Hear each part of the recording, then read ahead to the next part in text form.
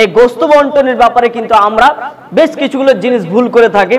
এক নাম্বার ভুল আমরা যেটা করে থাকি, আমরা কুরবানির পশুর গোস্ত বন্টন করতে গিয়ে একটা মারাত্মক যেটা ভুল করে থাকি সেটা হচ্ছে, আমি কুরবানি দিয়েছি, আমার পাশের বাড়ির একজন লোক কুরবানি দেয়নি, তা আপনি পশুর মাংসটা আপনি করার পরে আপনি কিন্তু হাঁড়িতে আপনি চাপিয়ে দিয়েছেন, মানে দুপুরের মাংস দিয়ে আপনি ভাত খেতে পারবেন, অথচ আপনার পড়োশির বাড়িতে আপনি কিন্তু তাড়াতাড়ি মাংসটা পৌঁছে দিলেন না।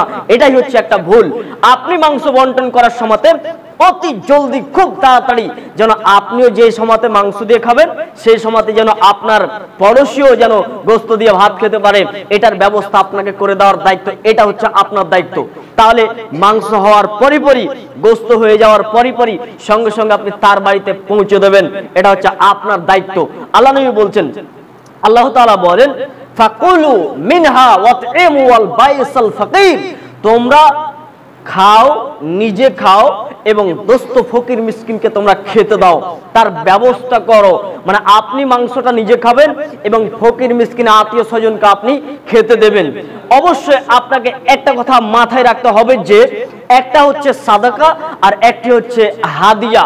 সাদকা আর হাদিয়া দুটোই কিন্তু একই জিনিস নয়। আপনার যেটা আত্মীয়, আপনার চাচাতো ভাই, একে আপনি যেটা মাংস পাঠাবেন সেটা হচ্ছে হাদিয়া, সেটা কিন্তু সাদাকা নয়, সেটা হবে হাদিয়া। কথা যেন ব্রেনে থাকে। ফকির মিসকিন যারা হবে তাদেরকে আপনি করবেন সাদাকা, সাদাকার জিনিস আপনি ফেরত নিতে পারবেন না। এবং হাদিয়া যদি কাউকে আপনি দেন তাহলে হাদিয়া আবার চেয়েও নেওয়া যায়। মনে করেন আপনার পড়োশি ও খাসি দিয়েছে, তা আপনি দিতে পারেননি, তখন আপনি বলছেন মাংস যা হবে যেন দুপুরে আগে খেতে পাই, পাঠিয়ে দিবি, তা আপনি নিজেও চেয়ে নিতে পারেন, এটা নাম হচ্ছে হাদিয়া। হাদিয়াও চেয়ে নেওয়া যায়, মানুষের কাছ থেকে, আপনার বন্ধুর কাছ থেকে হাদিয়াও আপনি চাইতে পারেন। আল্লাহ নবী হাদিয়া চেয়েছিলেন, কাজে আপনি হাদিয়া চাইতে পারবেন। আর দান, সেটার আরবি শব্দ হচ্ছে সাদাকা। আপনি ফকির মিসকিনকে যেটা দেবেন সেটা হবে সাদাকা। এবার বন্টনের সময়তে তিনটি ভাগ করতে হবে, হাদিস কোরআনে কোথাও নেই, তবে তিনটি ভাগ যদি কেউ করতে চায় তাতেও কোনো সমস্যা নেই। আবার কথাটা বুঝে রাখেন, তিনটি ভাগ করতে হবে, হাদিস কোরআনে কোথাও নেই, তবে তিনটি ভাগ যদি কেউ করতে চায় তাতেও কোনো সমস্যা নেই। তিনটি ভাগ সমান সমান করতে হবে, এটাও হাদিস কোরআনে কোথাও নেই, তবে তিনটি ভাগ সমান সমান করতে পারে তাতেও কোনো সমস্যা নেই। মনে করেন 21 কেজি গোস্ত হয়েছে আপনার খাসিটার, আপনি 3 ভাগ করলেন, 7 কিলো করে একটা ভাগে পড়েছে, তা আপনি একটা আত্মীয় জন্য রাখলেন, একটা আত্মীয় জনকে দিবেন আপনার, আর একটা দিবেন ফকির মিসকিনকে, আর একটা আপনার জন্য রাখেন। তবে মুরব্বী সাহেব একটু খেয়াল করেন, মনে করুন আপনি 7 কিলো গোস্ত এখন আপনার বাড়িতে রয়েছে, বাকি 14 কিলো আপনি বিলি করে দিয়েছেন। তো আপনার বাড়িতে ফ্যামিলি মেম্বার মনে করুন 12 জন, একজন অন্তত 100 গ্রাম করে খাবে, তো 3 টাইম যদি হয় তাহলে 3 কেজি করে দিনের শেষ, তাহলে 3 কেজি যদি দিনে শেষ হয় তাহলে 2 দিনে আপনার 7 কিলো গোস্ত শেষ হয়ে গেছে। এখন 2 দিন পরে তৃতীয় দিনে আপনার পড়োশি আবার গোস্ত রান্না করছে, তখন আপনার কাছে খুশবু আসছে নাকে, তখন আপনি বলছেন ইস যদি পেতাম 1 পিস দিয়ে পাঠাতি রে। এটা বলবেন কেন? এটা বলবেন কেন? তাহলে আপনাকে বিলি করার পূর্বে আগে আপনাকে সতর্ক হতে হবে। কি সতর্ক? 3 ভাগ যদি করতে হয় তো করেন, দেখা যাচ্ছে ফকির মিসকিন বেশি, তাহলে তার ভাগটা বেশি হবে। দেখা যাচ্ছে আমার আত্মীয় স্বজন বেশি, তাহলে তার ভাগটা একটু বেশি হবে। দেখা যাচ্ছে আমার প্রয়োজন বেশি, তাহলে আমার ভাগটা বেশি হবে। কথা ব্রেনে থাকবে তো? 3টি ভাগ করতে পারেন, তবে ভাগে কম বেশি করতে পারেন। আরেকটা, যদি আপনি মনে করেন জমাতে, যদি 1 কেজি করে বা 2 কেজি করে একটা নির্ধারণ যদি করে দেওয়া হয় যে এলাকার ভিতরে যেই গরিবগুলো এখনো যারা কুরবানি দিতে পারেনি আমরা তাদের বাড়িতে গোস্ত পৌঁছাবো, তার জন্য যদি গ্রামের মানুষ বসে যদি একটা আলোচনা করে যদি এটা পরামর্শ করে যে আপনারা যারা কুরবানি দিয়েছেন আপনাদের মাংস হওয়ার সঙ্গে সঙ্গে আপনারা এসে জমা করে দেবেন, যারা কুরবানি দিতে পারেনি তাদের কাছে আমরা গোস্ত অতি শীঘ্রই আমরা তাড়াতাড়ি তাদের কাছ থেকে গোস্ত পাঠাবো, এটা যদি আপনারা পদ্ধতি করতে পারেন তাও কোনো সমস্যা নেই।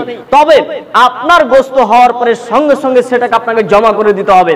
এবার দেখা যাচ্ছে আপনার বেশি গোস্ত হয়েছে, আপনি বেশি পাঠাবেন, আপনার কম হয়েছে আপনি কম পাঠাবেন।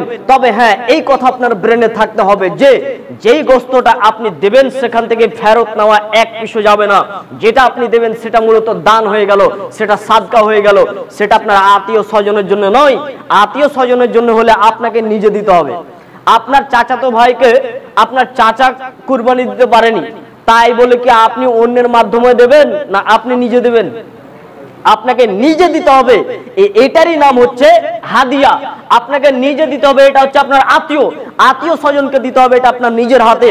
আর যদি আপনি বলেন যে অমুক একজন ব্যক্তি ও দিতে পারেনি, ও মনে করুন আমার কেউ নাই, তা আপনি যদি অন্য কারো হাত দিয়ে যদি দিয়েও পাঠিয়ে দেন তাতে কোনো সমস্যা নেই। আপনি আত্মীয়র বাড়িতে যদি আপনি অন্যের অপরিচিতের হাত দিয়ে যদি মাংস গোস্ত দিয়ে পাঠান তাহলে মনে দুঃখ করবে। এর জন্য নিজেই দিবেন, এটারই নাম হচ্ছে হাদিয়া দিতে হবে। তাহলে মাংস বন্টনের ক্ষেত্রে আপনাদেরকে পরিপূর্ণ ক্লিয়ার করে দিলাম।